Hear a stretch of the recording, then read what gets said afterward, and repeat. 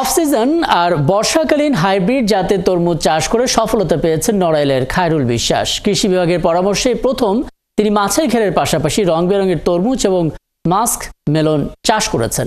কম খরচে বেশি ফলন এবং বাজারে এই ফলের চাহিদা থাকায় দামও ভালো পাওয়া যাচ্ছে বেশ। আর অফ সিজনে তরমুজ চাষে কৃষকদের বিনামূল্যে সার, বীজ, নগদ অর্থ সহায়তা আর পরামর্শ দিচ্ছে কৃষি বিভাগের আজিজুল ইসলামের তথ্য এবং ছবিতে প্রতিবেদন। নড়াইলে মাছের বিশাল ঘেরের পাড়ে বাঁশ ও নেট দিয়ে এভাবেই তৈরি করা হয়েছে মাচা, আর তাতে ঝুলছে সারি সারি তরমুজ। কোনো তরমুজের রং কালো, কোনোটার রং হলুদ, আবার কোনোটার রং সবুজ। ওজনের ভারে পানিতে নুয়ে পড়ায় তরমুজগুলোতে বাঁধা হচ্ছে জালের ব্যাগ। কৃষি বিভাগের পরামর্শে 7 শতক ঘেরের পাড়ে 206টি তরমুজের চারা রোপণ করেছিলেন খায়রুল বিশ্বাস। অন্য অন্য ফসলের থেকে এখনও মনে করেন যে ফল আমার গাছে আছে, আশা করি অন্য ফসলের থেকে ভালো। আর তারপরেও একটা জিনিস কি, আপনার এই যে মনের কাছেও একটা তৃপ্তি যে অসময় একটা জিনিস মানুষের মাঝে বিতরণ করতে পারতেছি বা খাওয়াতে পারতেছি।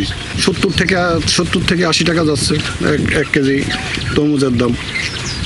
আর আমরা হয়তো সে জায়গায় পাইকারি হয়তো 50 থেকে 55 টাকা পাবো আশা করি। আর আপনার যে ফল আছে তাতে করে আপনার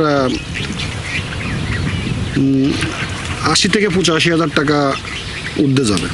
ঘেরের শ্রমিকরা জানান, প্রায় সারা বছর বিভিন্ন ধরনের সবজি, তরমুজ ও মাস্ক মেলন সহ নানান রকম ফল চাষ হয় এখানে। আমার এই কাজ বন পরিষ্কার করা, আবার এই মানে এন্ডি দেওয়া, যে সময় যে তরিতরকারি লাগাই তাই লাগাই। অনেক প্রশিক্ষণ আছে, তাদের বলি তারা আমাদের সেই সব প্রশিক্ষণ দিয়ে যায়, সেই সব কাজ করি। কৃষি কর্মকর্তারা জানান, বীজ বপনের 60 থেকে 70 দিনের মধ্যেই ফসল পাওয়া যায়। তাই এই ফসল চাষে আগ্রহী হচ্ছেন কৃষকরা। ক্ষেত্রে উপজেলা কৃষি অফিস সবসময় কৃষকদের সাথে থেকে বিশেষত খুব ভালো মানের যে বীজ আছে, অফসিজন তরমুজের বীজ, তারা যেন সেটা তাদের সহজ প্রাপ্তিতে সহায়তা করছে এবং প্রয়োজনীয় কারিগরি দিক নির্দেশনা দিয়ে তাদের পাশে থাকছে।